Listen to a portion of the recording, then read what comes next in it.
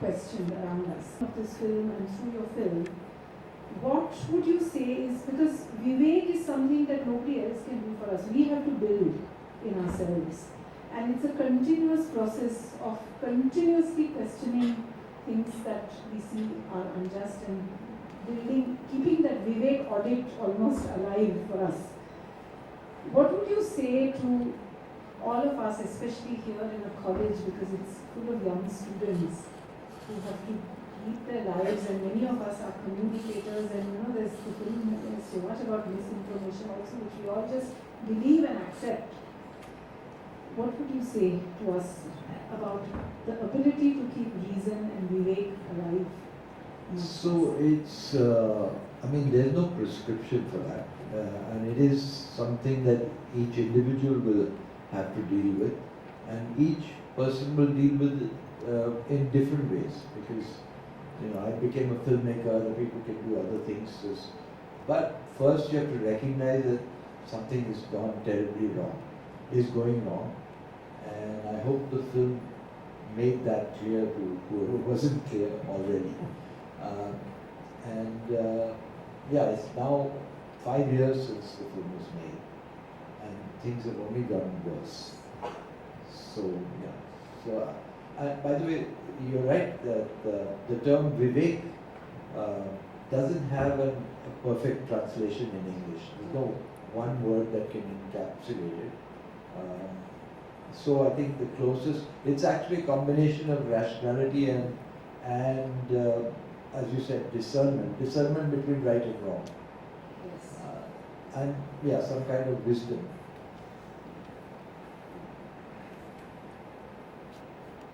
Okay, I have many more things to say and ask, but I don't want to hog the time. So, questions? Anybody please raise hands and we can pass the mic around. That was the first.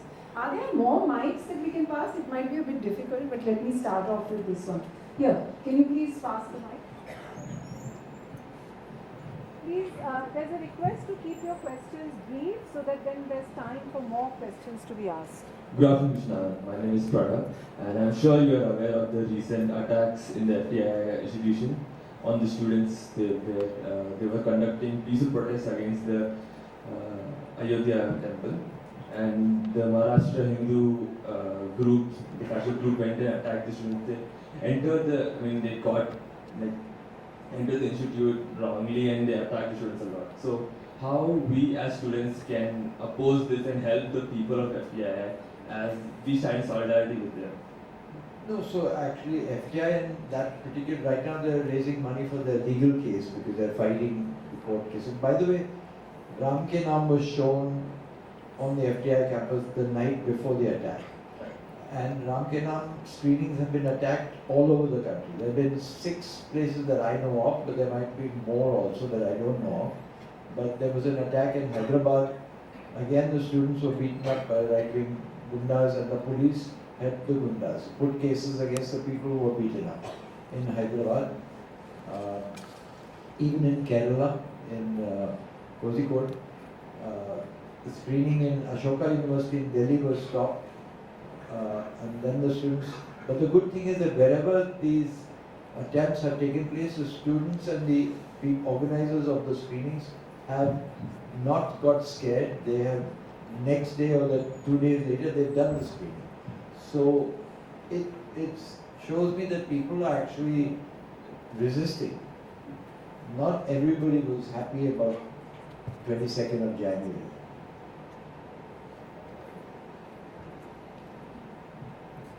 Next, there's a question here.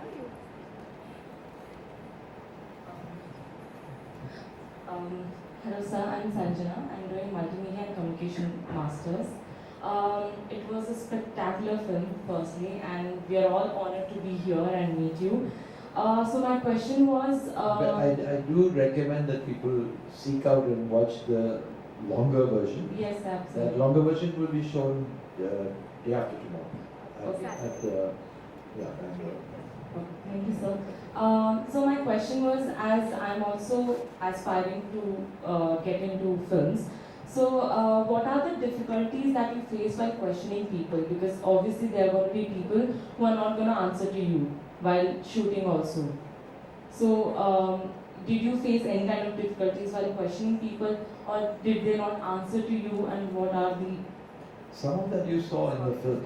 You Yeah. saw, you saw yeah? Other than one if guy you wanted to offered to question. break my legs.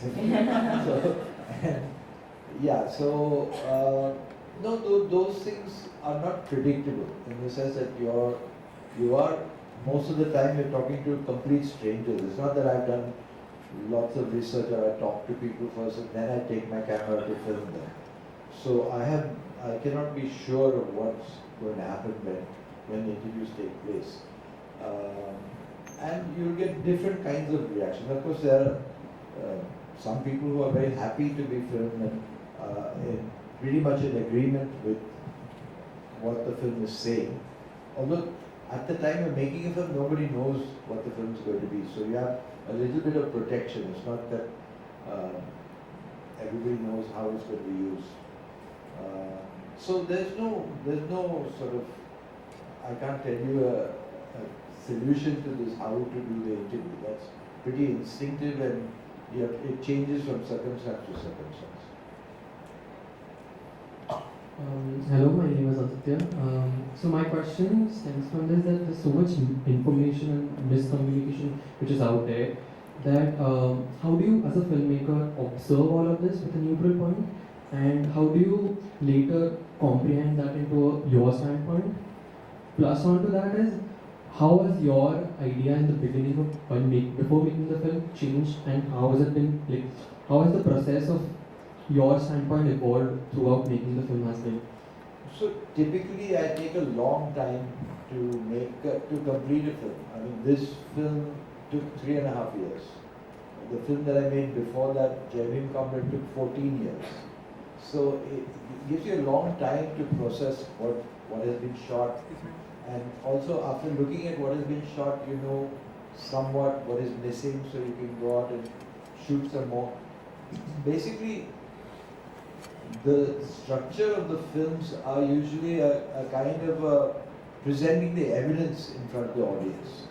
I don't want to prescribe how an audience should think, but I am interested in putting the facts before you and you come to your own conclusion about it. So that is the process of organizing the material so that it makes an argument that is comprehensible. And I also don't shy away from material that is complex, because it's easy to oversimplify everything, and like people are asking for solutions, but I'm nobody to give solutions. I can only point out what is going on.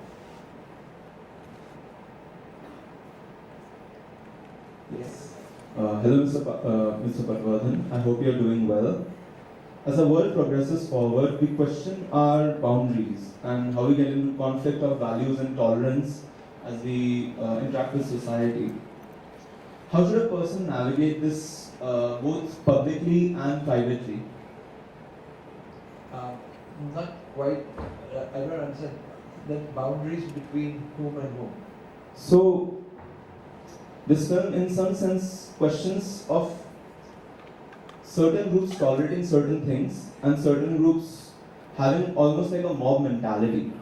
Now, that can go either ways, right? Because it can go either one side or the other side.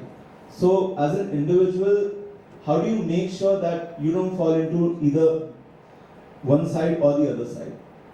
I'm not afraid of being on one side or the other side, because if I had nothing to say about it, or if I couldn't choose between fascism and democracy, then it would be hard to, you can't make a neutral film and there is no such thing as a neutral film. Even what passes as neutrality is not neutrality, it is actually hidden bias. Like, what is neutral according to you? Like Doordarshan, or what? Reading the Times of India, or listening to Arnab Goswami, or what is neutral? So in fact, everybody has taken a position, and what we can do is to look at different positions surf to see what is possibly, and then evaluate what you think the truth is. So, good morning, good afternoon, I'm not sure of the time. I'm deeply touched by the movie I just saw. I'm also from MA Multimedia, and my question is, this is a lot. There's a very huge world out there, there's very violent people out there who are willing to oppose even the smallest resistance. My own family has opposed me for speaking out against Hinduism in a very toxic sense. So is there any way to go about propagating this movement? Or is there no other way rather than putting yourself in the spotlight, like sacrificing your safety, or potentially sacrificing your life for this cause? Is there no compromise between it? So, firstly, I think there is no reason to be against Hinduism with your family. In the sense that what we are talking about is Hindutva, which is a fascist ideology. It's very little to do with religion. It uses religious language, but I think it's hard to, it's so. I think that will make your task easier if you identify what the real problem is. Not attack any religion, because we're not attacking religion. We're not attacking those who are religious. We're talking about those who are using religion for politics, for coming to power and staying in power. A radical Hindutva, yeah. So then you don't have a choice but to oppose that. yeah. But you can oppose it by again questioning. Questioning, asking, setting up a kind of at least ask for safe space where you can present your views and listen to their views and have a healthy discussion. I mean, I think that if you get that far, if you invited them to the screening, that would have helped. Not just this film, but there are many, many films and a lot of books and a lot of literature in our country, especially literature that hasn't been erased as yet, or history that has not been wiped out. While it's still there, we should access it so that we can deepen our own thinking and be able to communicate that with others, especially our immediate circle.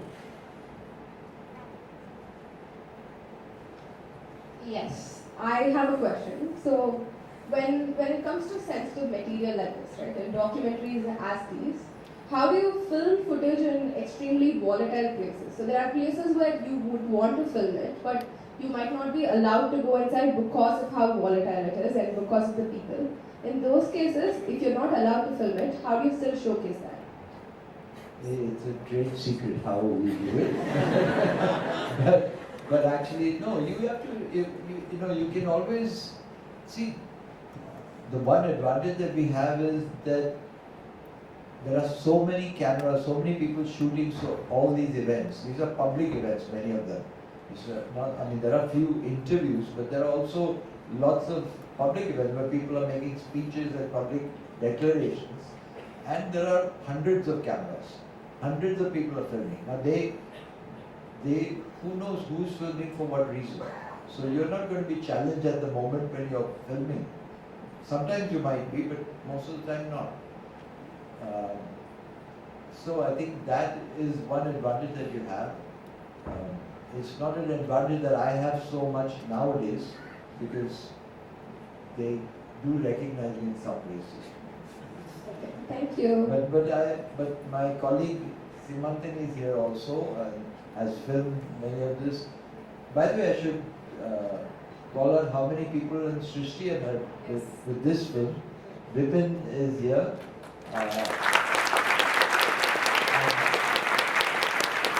Anand is here somewhere. I'm not sure where. Anand Samuel.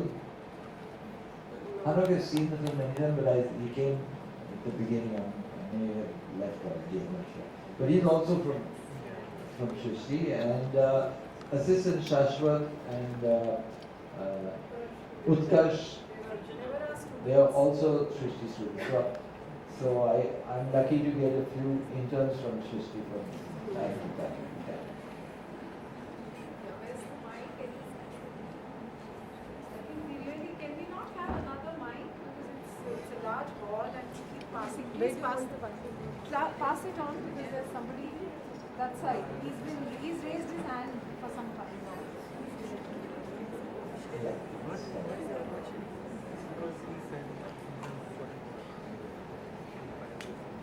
Hello. I had two questions actually. Ask one at a time, I'll forget. Yes. So I have two words. They are in Marathi, if that's okay. So we saw a word dharma nirapekshata a lot of times in the film documentary, and there is another word which is sarvadharma samabhav. So do you think these two words are different or do they mean the same thing? What are your thoughts? I'm not such a linguist to know the exact difference between two things, but it also very often slogans are used as a disguise, because even the extreme right wing nowadays uses this what is it, samrasta, what is it? So even the people who are propagating a monolithic kind of cultural identity also sometimes pretend to use these kind of words. Dharma nirapekshata, I think, is a fairly clear-cut word that refers to secularism, and this is not a word that they have appropriated so far. Although if you see, if you see Ram Ke Naam, there's a sequence in which L.K. Advani is making a speech, and he talks about us as pseudo-secularists. You must have heard the term pseudo-secularism.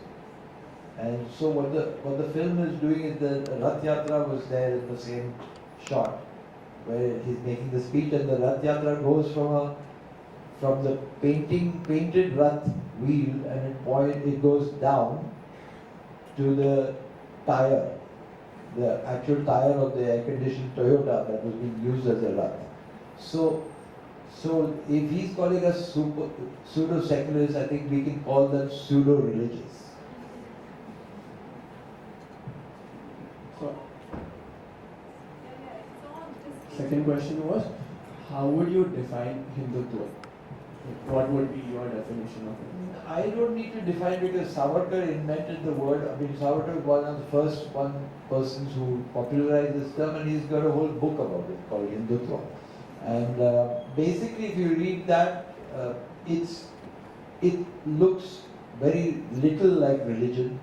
It's really about establishing a cultural hegemony that Hindu culture is the dominant culture, and everybody else has to,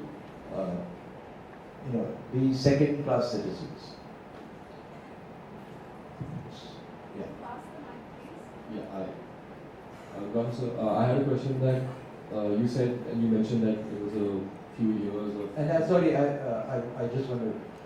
I think you could also call it Brahmanism, Hindutva, because Brahmanism is also an exclusivist idea that this is.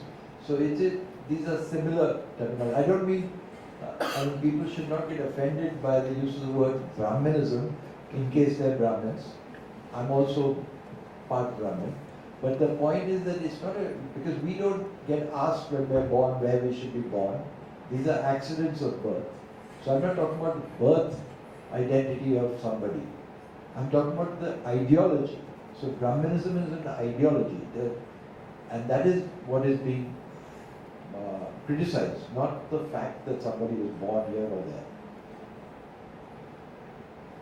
So my question was, now that you're seeing yourself on screen and you're seeing the outcome of your work after so many years, if you had an option to go back and ask another question, or re-ask or change a question, after so many years that you're seeing and you've gained so much more experience and everything, is there something you would redo or do differently, or like try to understand or explain something differently during the process of any of the shoots of your films?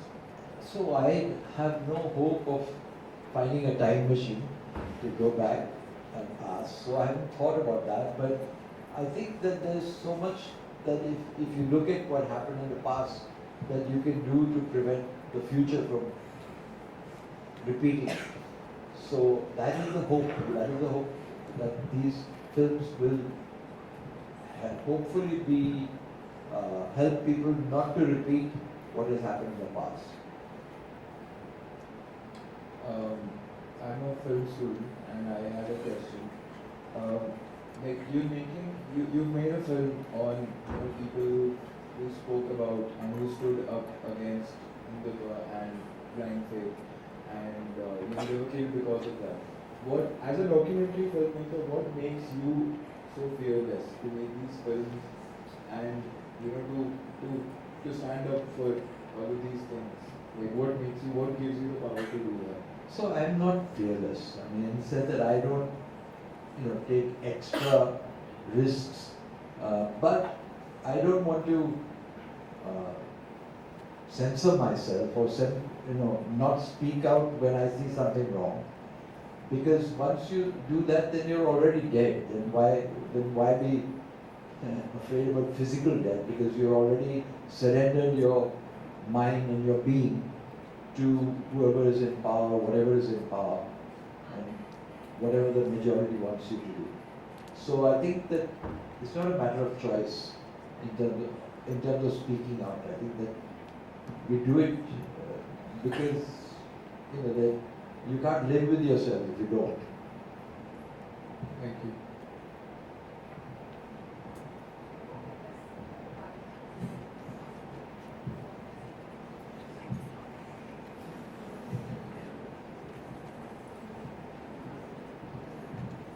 Hello, sir. I'm from Manipur. And first of all, I would like to thank you for making this film. It was really good. It was amazing. And it's rare to see these kind of films these days. Also, I wanted to talk about Manipur because there's been violence since May, and the PM has not spoken a single word publicly, has not addressed the issue. So, do you think like the whole theme of Hindutva is also somewhat, I mean, of course the politics is related with it, and when the issue happened, the whole scene got divided into like Christians versus Hindus of Manipur, but it was far from that. And the mainstream media didn't help it very much. They went along with that sort of narrative. So my question is, do you have any plans to make films on that side of the country relating with the same theme, So that's just my curiosity. Actually, thank you. I hope that people in Manipur are making films. I hope people in Manipur, I'm sure some people must have recorded what was happening, because if I go in for a short time, whether it's Manipur or Kashmir or places that I'm not familiar with, it will take a long time for me to understand the situation and make friends, make connections so that I can have easy access. But I think local people can do that so much better. So I think you should do that. And but the principle is the same. What you said is right, because what is behind what is happening in Manipur? Because you have, and or Assam for that matter, or many of these places where hatred against the other is being weaponized, and the state is taking sides and targeting one community. In the rest of India, it's the Muslim community that is targeted most often. In Manipur, it's the Christians right now, possibly. And of course, there's the ethnic divide as well. So I don't have a good understanding of what is happening in Manipur, but I do know that the ruling forces there are not helping the situation at all. aggravating what's going on. And suddenly, a whole lot of arms were looted from the government, and that fueled further violence, and so on. So I want you know more than I do on this. Hello sir, thank you so much for being here. It means a lot to us.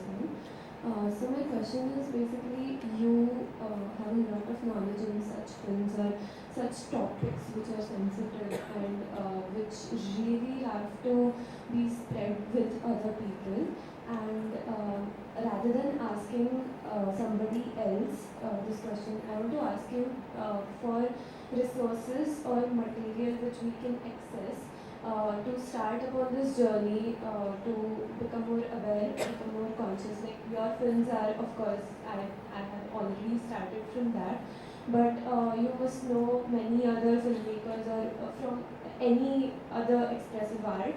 So could you share their names or those artworks with us?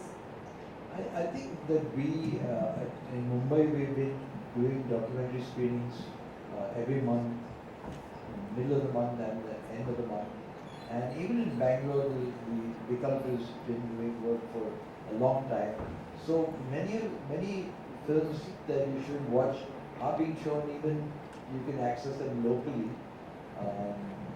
And yeah, I think it's not just films, but even reading material, all of that. Once you start getting aware, once you have the curiosity to explore it, you'll find it quite easily.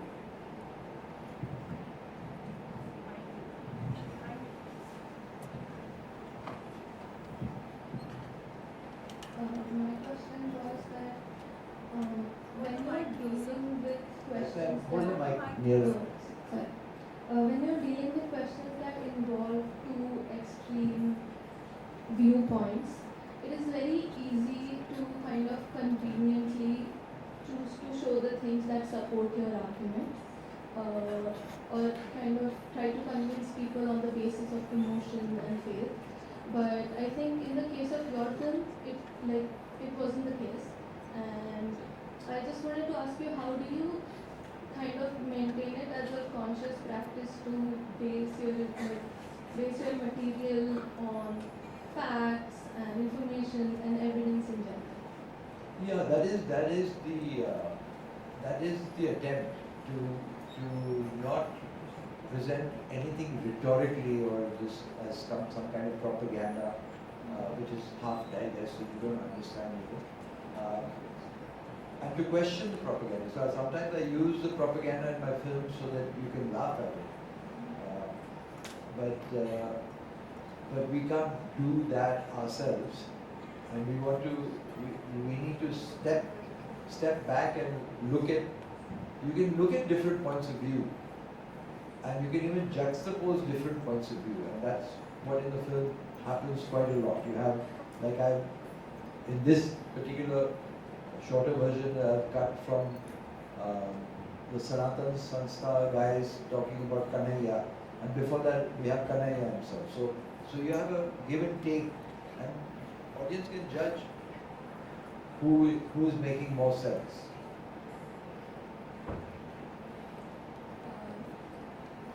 Hello sir. First of all, I want to say that I was really moved by Sure. your I was really moved by your work, and I'm really interested in, this is my first time watching one of your films, but I'm really interested in watching the full documentary. Is there a way I can access other works of yours and also this one? Because I'm not, I know the screenings happening, but I won't be able to attend that. So are there any other places where online or other resources where I can So access? a lot of my films in Hindi versions of them, or language version, there's a Kannada version of some of the films, there's a Tamil version of some films.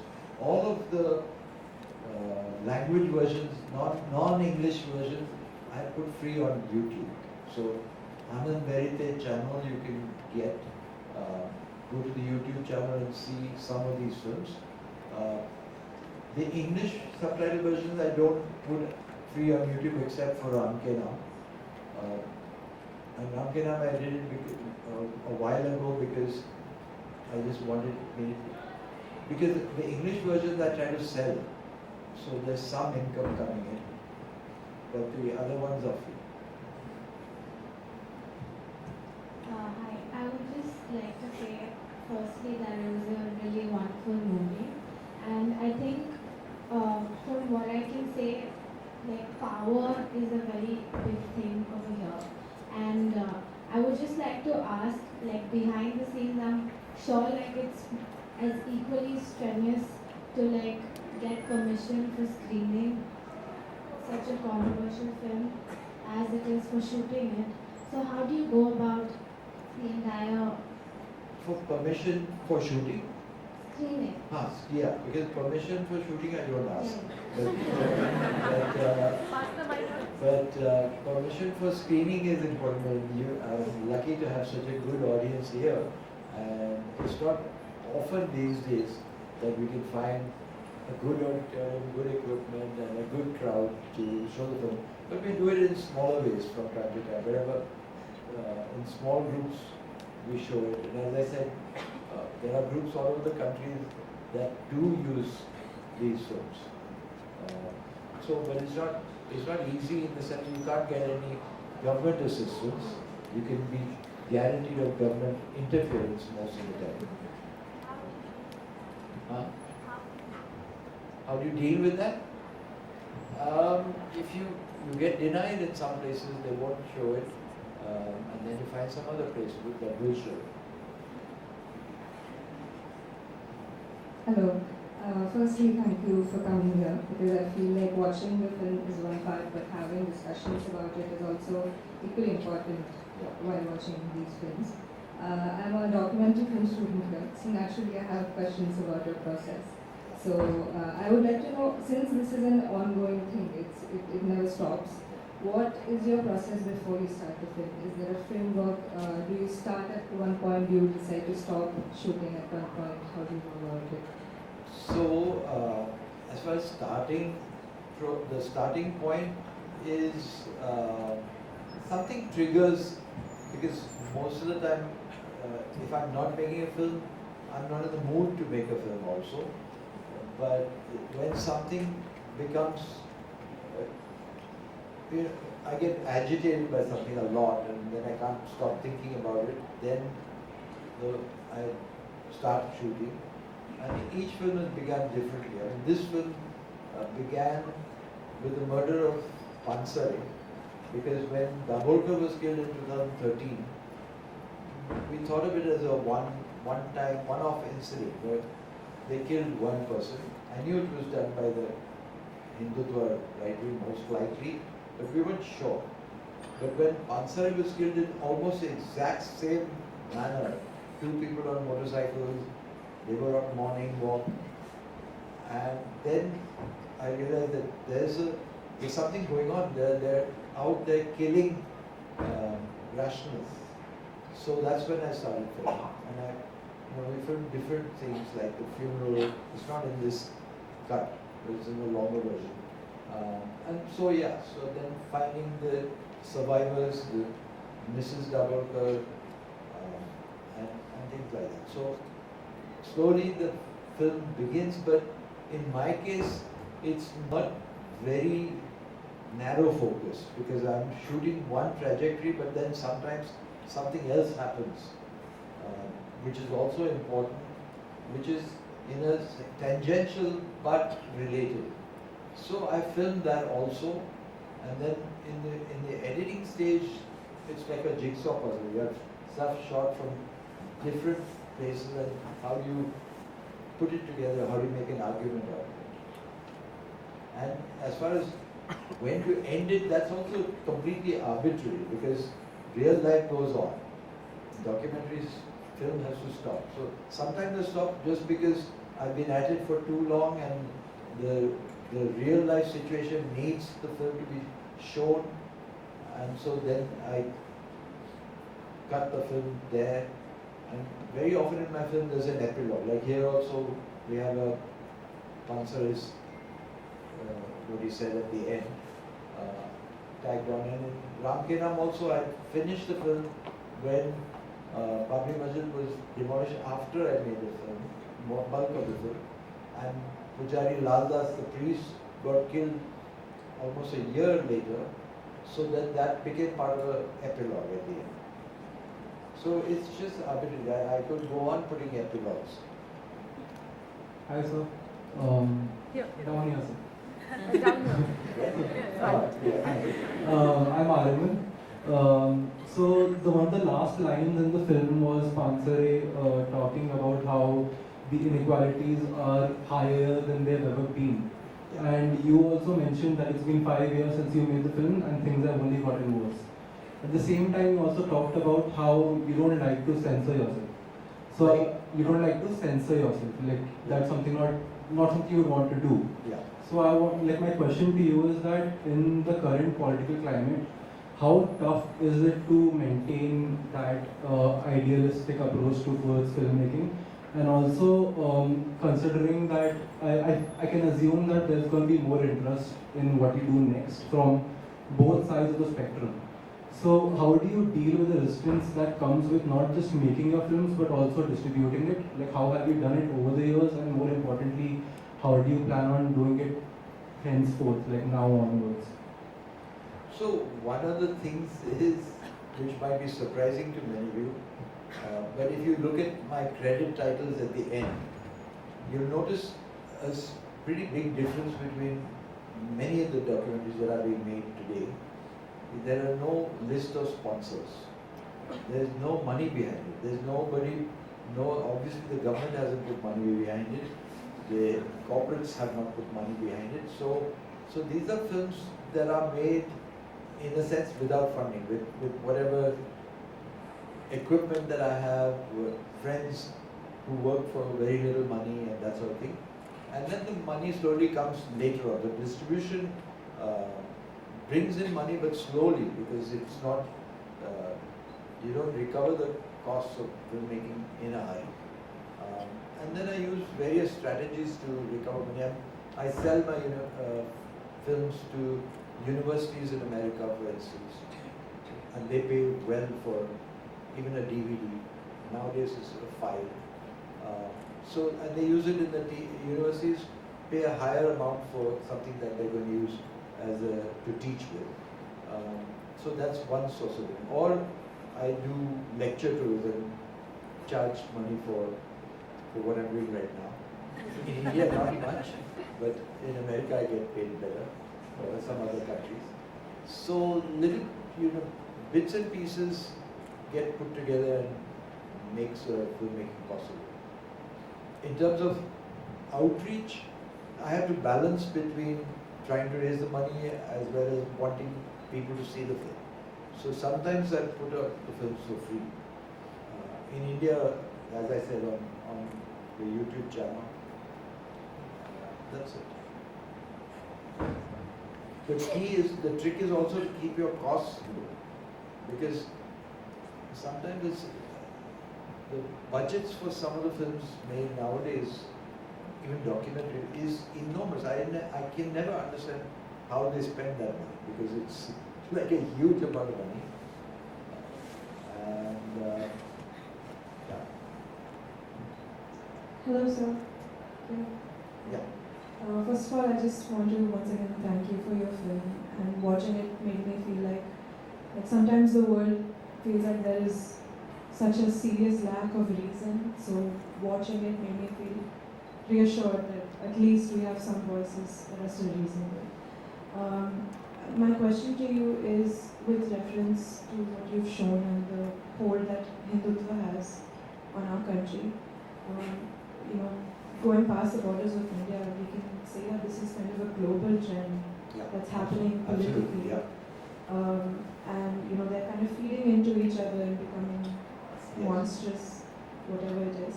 So in your opinion, why do you think that such right-wing extremism, versions of Hindutva, are being so successful? And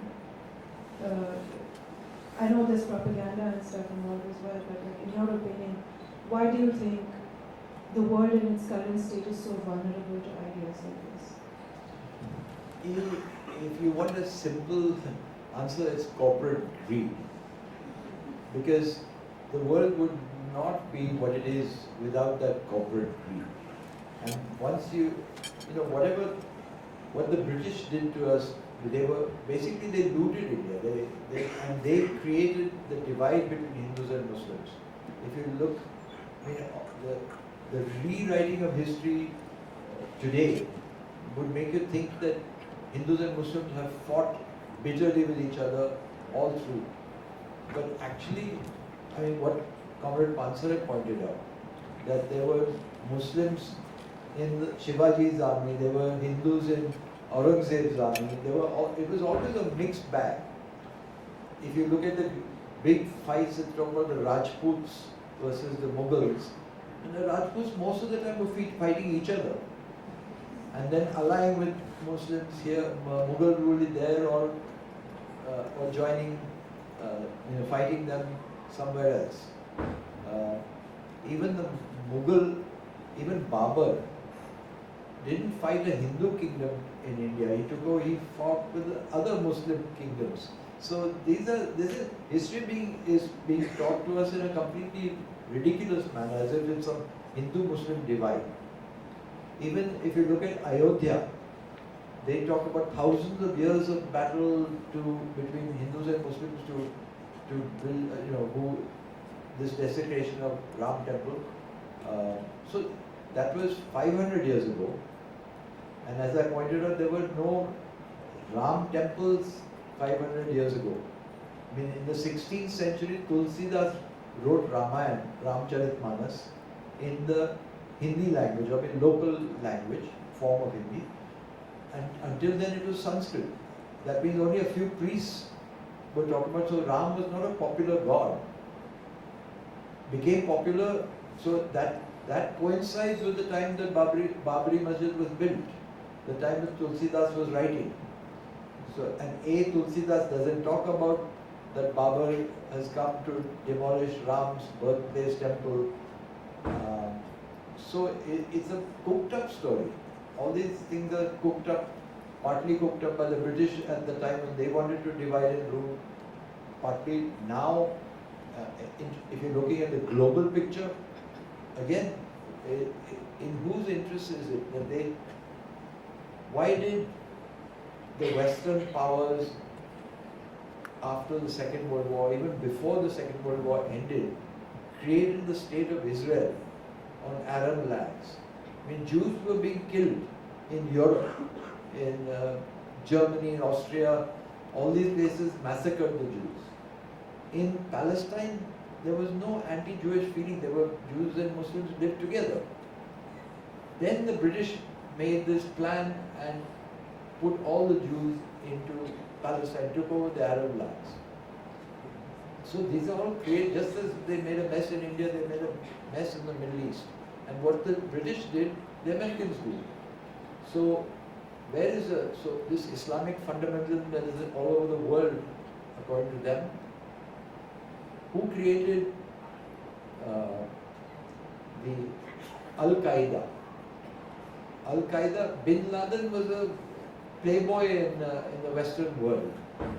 He was from Saudi Arabia. He was imported into Pakistan for training and then Afghanistan to fight the communists in Afghanistan, because the communists Russia had influence in Afghanistan. So to fight communism, they created Islamic terror.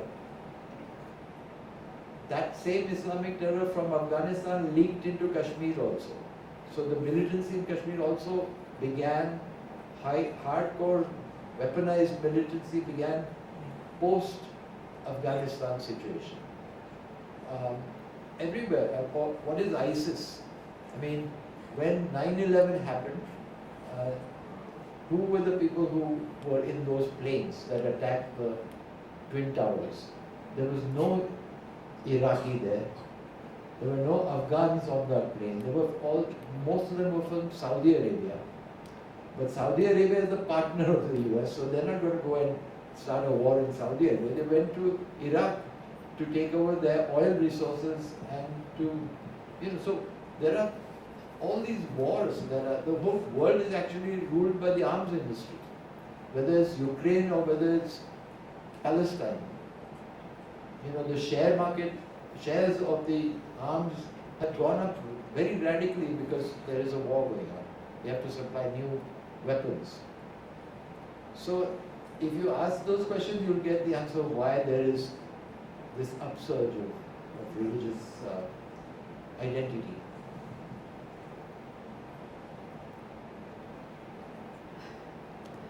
Okay, it's 10 to 1. I know some of you have classes at 1.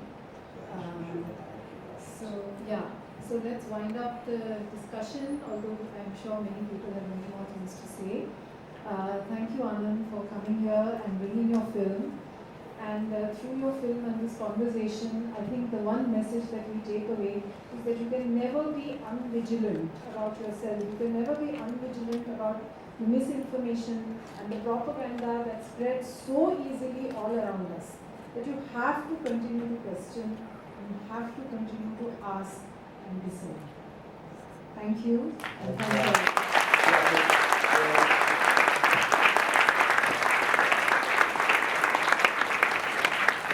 So for those of you who can get transport, my new film will show this evening at the new film Vasudhaiva Kutumbakam is showing this evening at Bangalore International Centre. There is of course RSVPs which may have shut, but they will hold.